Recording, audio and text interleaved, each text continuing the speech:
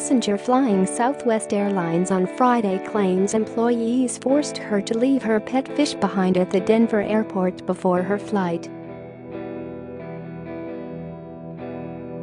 According to KGTV, Lanice Paulus, a student at the University of Colorado, was ready to board her flight to San Diego with her pink betta fish Cassie in tow when an airline employee notified her that Cassie wouldn't be allowed on the aircraft per Southwest's pet policy. Get push notifications with news, features and more.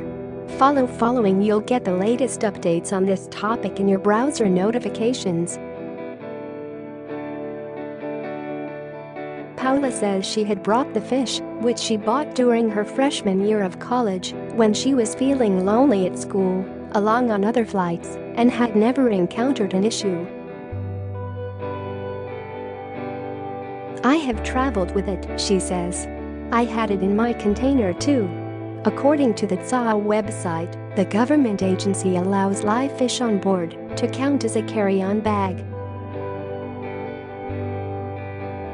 Related, woman who brought emotional support squirrel on plane has to be removed by police. Live fish in water and a clear transparent container are allowed after inspection by the TSA officer, the website reads. However, Southwest Airlines has their own pet policy, which allows only vaccinated dogs and cats to travel with you in cabin under the seat in front of you.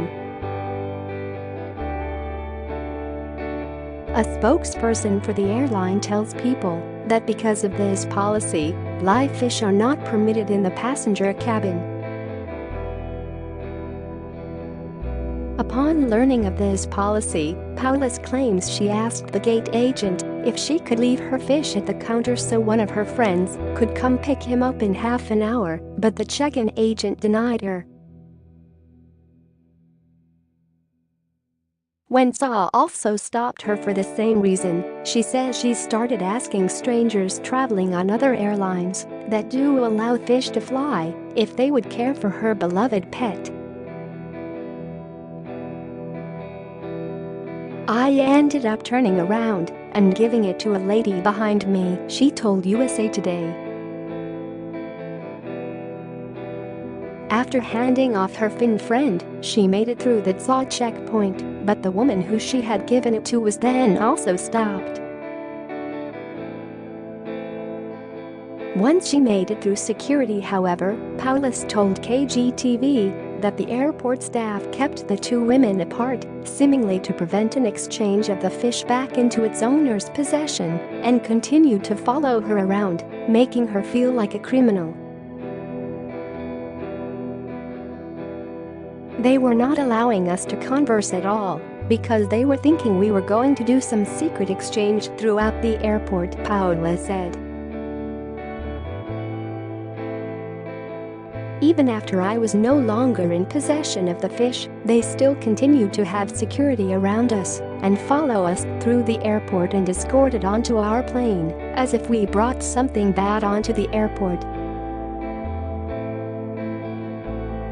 She did not detail whether she planned to give up Cassie permanently to a fellow traveler or try to reunite with the fish and its temporary guardian after touching down in San Diego. Paula still doesn't know what's become of Cassie. "I don't know where my fish is at. I don't know if they allowed her to take it," she told USA Today. Paula says since the incident, she has been made fun of for her attachment to the betta fish, but doesn't understand why. "Everyone's laughing at me. Yes, it's a fish. I know," she said. "But dang, it was my pet. And just because it wasn't a cat or dog, it wasn't as important." She adds that she and the betta had a fast friendship during her time at college. "I put my finger in there, he come up and nibble my finger. He was a cool fish," Paula says. "I I even got him a heater because it gets so cold in Colorado."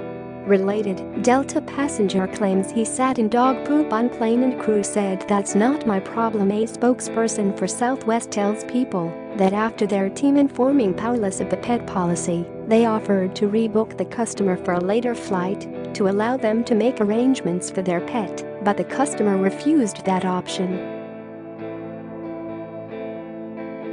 The customer eventually traveled on their originally scheduled flight. Paulus did not immediately respond to People's request for comment,